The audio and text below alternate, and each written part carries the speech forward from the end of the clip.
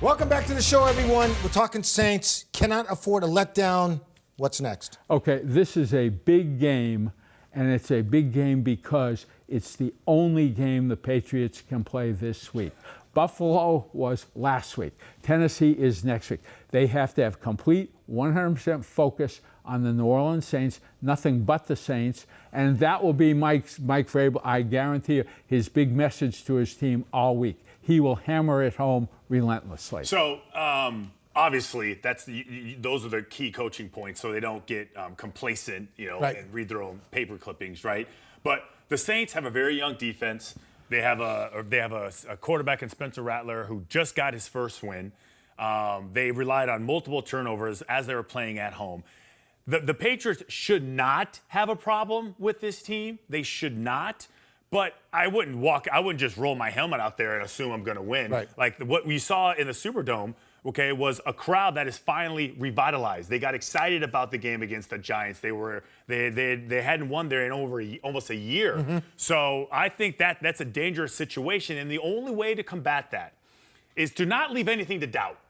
Let's not just assume anything, right? Isn't that your favorite word? Don't assume anything. Assume everybody's great until they prove otherwise. And you have to know this is a professional team. They're full-time players, full-time coaches. There's a lot of players there with athletic ability, and that's what you get in the NFL. If you go in, you should always think, hey, basically, I'm a 1-point underdog. Always? Always. No matter who you're playing? Always play that way. I'm a 1-point underdog. I'm a 1-point underdog. Because if you don't, you're setting yourself up for a bad afternoon. So I like to think we're the best team on the field. A lot of these games, when you're favored are lost by just, believing that you could just do it because they are going to let you. Like the Saints are not going to let you, but they do have a first-year head coach in Kellen Moore. They have a second-year quarterback in Spencer Rattler. They do have some speed at their receiver. The offensive line did not give up a sack last week. They had a couple pressures, so they're solidifying that. That's going to be a challenge on its own. But I think the Patriots can move the ball in this defense. Mm-hmm. They're young. They're not all rookies, but they are a young, underdeveloped team. Be your first chance to win 3 wins in a row.